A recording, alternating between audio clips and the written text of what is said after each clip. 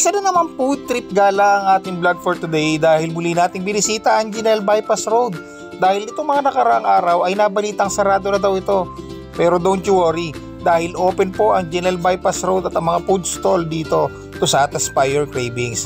At napakaraming ang pwedeng kainan dito. Mapamasarap na meals man yan tulad ng corn dog, takoyaki, empanada, churros, sisig at dinakdakan with rice, yang chow, silog meals at napakarami pang iba.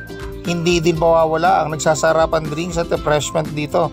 Tulad ng buko shake at lemon drinks ng Buko King, andyan din ang SG Cafe, 12.1 BNG, Coffee Tea at napakarami pang iba. Kaya naman pasyal na kayo dito at samahan nyo ako mag food trip dito sa Ginelle Bypass Road. So yan mga ka-idol, Food Trippers TV here yan at nandito tayo ngayon sa Ginelle Bypass Road. Ayan, sino magsasabing sarado na ang Ginelle Bypass Road sa ganitong karaming pagkain na makikita nyo sa harapan ko. Siyempre nandiyan yung galing sa Munch Cravings. So yung kanilang corn dog galing sa Munch Cravings at siyempre ang Miguel Shawarma Rice. So ito. Then yung ito galing sa Dos Churros at siyempre ang saan to galing? SG Cafe. So ayan, galing sa SG Cafe, 12.1 BNG, siyempre yung sa Buko King. So mamaya pupuntahan pa natin yung Jasmine Mushroom House. So tikman muna natin itong mga sinerve nila dito. Tara, kain tayo.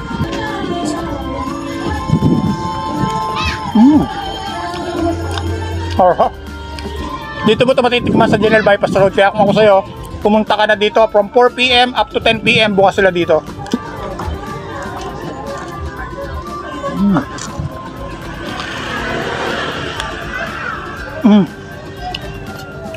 Iba yung pitik ng spiciness dito. Siyempre Buko King. Ayan.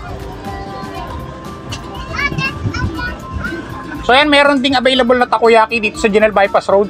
Ito yung kanilang assorted na takoyaki dito sa RL Sweet and Savor. Makikita nyo yan dito. Nasa Ginelle Bypass Road. Ayan o, takoyaki. So ito yung churros. Churros ng Dos Churros. Ayan.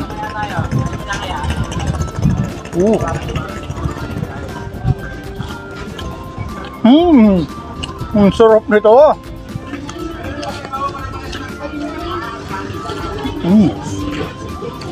Panalo. Cheers.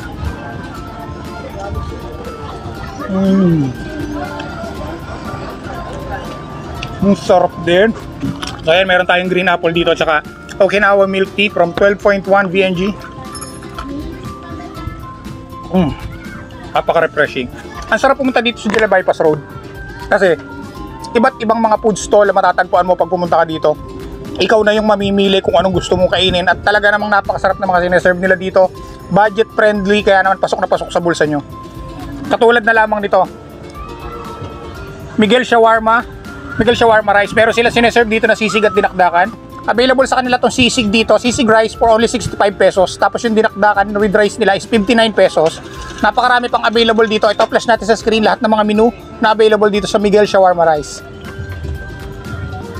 Sisig. Not bad for 65 pesos ha. 65 pesos lang oh. Wow. Ito naman isa sa mga paborito pagkain ko, dinakdakan. Ayan, dinakdakan with rice sila, 59 pesos lang.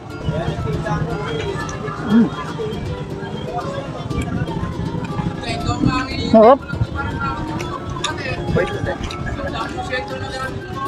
So ayan, ito naman galing SG Cafe. So tikman natin. Panalo din. Try natin lagyan ng chicken pastil. Tapos chili garlic. Alam niyo, gusto ko yung mushroom chili garlic nila.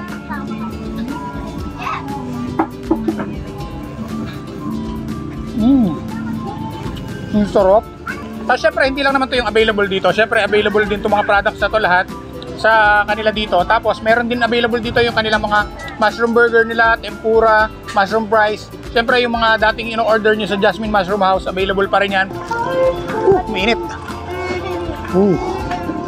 Look at that.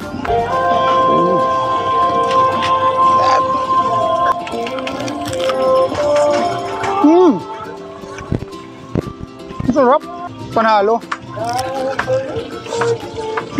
Grabe naman, ang sarap ng kanilang Ilocos empanada. Kaya ano pang inaantay mo? Isama mo na ang buong tropa, pamilya at mga kaibigan mo at i-enjoy natin ang ganda ng tanawin at sarap ng mga pagkain dito sa Ginel Bypass Road. Dito mo lang yan makikita sa may San Jose, Calamba City.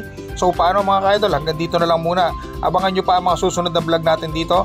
Kita-kits sa next vlog. Tara, kain tayo. Sana naman kaya sunod. Hello guys, try our newest X-Troop bag from Zion Tactical. You can check out our Shopee store or visit our page for more info. Zion Tactical, legitimacy, durability and quality at its finest.